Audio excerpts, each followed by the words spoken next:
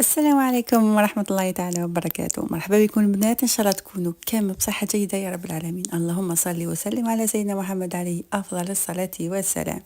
كيما تشوفوا اليوم راني دخلت لكم مباشرة في الموضوع اللي هي حنشارك معكم هذه الوصفة تاع الجاتو جاية بزاف بزاف بزاف هايلة، توالم بزاف أعياد الميلاد، المناسبات، اي حاجه حبيتوا ديروها تحتفلوا بها ديروا هاد الكاطو تحمروا بها وجهكم تلمو تجي بزاف بنينه وبزاف خفيفه. وشوفوا الطبقات اللي تشكلوا فيها، تقولي انتيا قسمتيهم لكن هي تشكلت غير وحدها في الفور.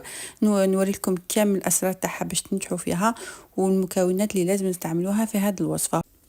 هنا نبداو على بركة الله. المقادير راهي مكتوبة هنا في الشاشة ونزيد نكتبها لكم إن شاء الله في صندوق الوصف. هكا ما الوصفة تقعد لكم كما يقولوا ليكم تخبيوها إن شاء الله في عينيكم، لأنكم حتسحقوها وعلى بالي نهار يكون عندكم مناسبة توليو عندها إن شاء الله باش تعاودوا تحضروا هذه الوصفة اللي تجي بزاف بزاف هايلة. هنا في المقادير كما تشوفوا معنا سحقيت برك الحليب، الزبدة، السكر، سكر فانيليا والبيض والفرينة وشويه الفواكه. بالنسبه للفواكه ما تقيدوش باللي استعملته انا، استعملوا الفاكهه اللي متواجده عندكم مثل الايجاس، مثل خاصة هذوك الإيجاس المعلب ولا المشمش المعلب، هذوك كامل يجوا في هذه الوصفة انتوما ومن بعد بدعوا فيها كيما حبيتوا. هنا أول حاجة درتها هي أني فصلت البياض عن الصفر، وبالنسبة للصفر راني درته هنايا وحده. ضفت معاه 140 غرام هذاك تاع السكر مع زوج اكياس تاع الفانيليا، نضربهم مليح مليح هكذا حتى اي الخليط تاعنا يولي هكا ابيض ويولي يطلع معنا شويه. بعدها نضيفوا مباشره الزبده اللي ذوبناها، والزبده نضيفوها شويه بشويه كم سي راكم ديروا في لا مايونيز. ثم ضيفوا شويه خلطوا وما تحبسوش من التخلط، ضيفوا خلطوا حتى يتضاعف شويه الخليط تاعكم وتحسوه بلي زاد بياض معاكم اكثر واكثر. هذاك الخليط هذا كامل باش يعطي لها الخفه والطراوه الكعكه تاعكم.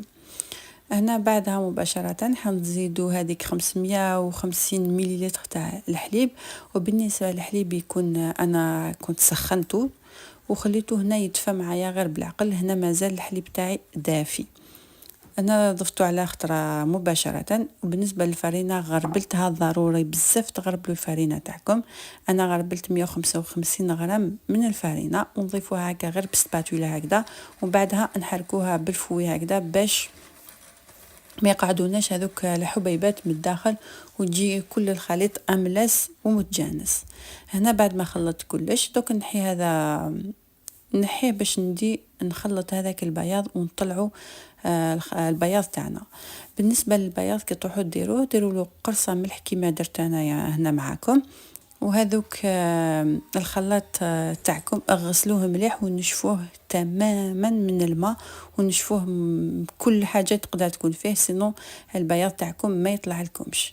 هناك فقط كحيله مطبخيه كاين بالك مبتدئات ما يعرفوش هذه، لان البياض تاعكم ولا تخلط فيه الصفر ولا الماء ولا اي حاجه، باغ اكزومبل البول تاعكم ماشي ناشف ولا الخلاط تاعكم ماشي ناشف ما يطلعش معكم البياض. وهنا كي تحركوا خلطوا هذاك البياض مع الخليط اللي حركناه الاول، نخلطوا بهذه الطريقه من تحت الفوق من تحت الفوق، وما تحاولوش انكم تكسروا كامل هذاك البياض، لانه هذاك البياض خليوه هكاك شويه هذاك كتل هكذايا، هذاك اللي راح يمد الخفه والهشاشه لهذاك الكيك تاعكم. هنا بالنسبه للصينيه تاعي كنت دهنتها بالزبده ورشيتها بالفرينه، وبعدها قطعت هذاك ورق الطبخ ضفته من التحت هكا نضمن انه ما يلصقليش من التحت. وشوفوا هنا دوك حطيت كامل الخليط تاعي في الصينيه اللي تروح للفور ونحطها يطيب غير بعقل. وهذا الجاتو هذايا يطيب على درجة قليلة هي 165 درجة لمدة على الأقل 50 دقيقة، ويمكن يروح حتى ساعة و10 دقائق. أنا ندوك نديرو غير 50 دقيقة. كي يفوتوا هذوك 50 دقيقة نحل عليه باش نشوف الجاتو تاعنا ولا طاب معانا غير عود تاع شواء ولا نكوردون هكذا كيما راني ندير انايا، ولا شتو مازال ماشي ناشف معايا نعاود نحطو يطيب حوالي 10 دقائق ونحيوه ونخليوه يبرد غير بغرضو في المول تاعو، ما نديموليوهش، نخليو هذاك في المول تاعو على الاقل 4 سوايع 6 سوايع. انا بالنسبه لي خليته في المول هكذاك حتى برد، عاود حطيته في الثلاجه ليله كامله. باش هكا تشوفوا معايا راني نحيته بعد ما فات عليها ليله كامله، نحيته باش نزوقو هكا وندير له هكا التزيين خفيف برك من الفوق. بيان سور التزيين كيما نقول لكم دائما تزيين اختياري، كل واحد يبدع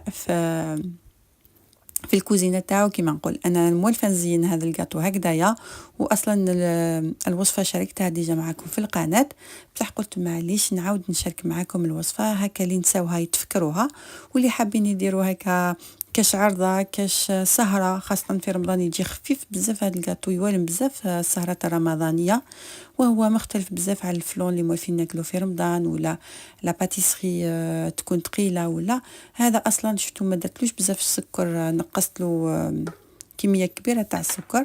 نتوما ديروه كيما درتو هكا يجيكم بزاف هايل، وما يجيكمش حلو اصلا ما يجيكمش حلو، يجي واحد البنه فيه ما تتشبعش، ويجيكم واحد الخفه ما شاء الله.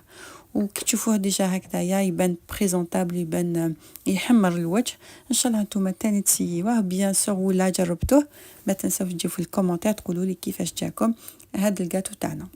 وهاد الكيكه حضرتها ديجا كما يقولوا في القناه في فيديوهات سابقه، لكن حبيت نعاودها لكم باش نفكركم فيها، في نجاحاتكم، في افراحكم هذا الصيف ان شاء الله ديروها وتفرحوا بها عائلتكم. هذه كما يقولوا كيكه سهله ماهله، ما تديش بزاف الوقت.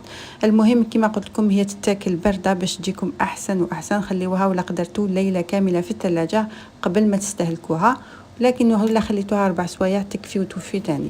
انا كما على بالكم انا خليتها ريحه ليله كامله.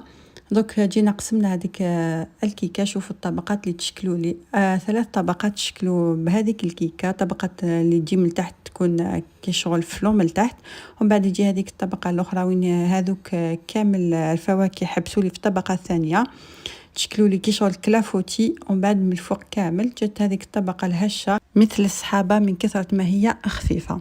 شاهدكم ان شاء الله في الجنه، ان شاء الله تجربوها كما قلت لكم وترجعوا لي هذا الشيء في التعليق، هذا الشيء فرحني بزاف بزاف. واكيد ولا عجبتكم الفيديو ما تبخلونيش بجيم وتعليق، هذا يشجعني بزاف بزاف باش نكمل في الفيديوهات كل حاجه تحبوها في القناه. احنا نتلاقاو اكيد في فيديوهات جايه ان شاء الله. الى ذلك الحين تهلاو في روحكم، تهلاو في صحتكم، ومع السلامه.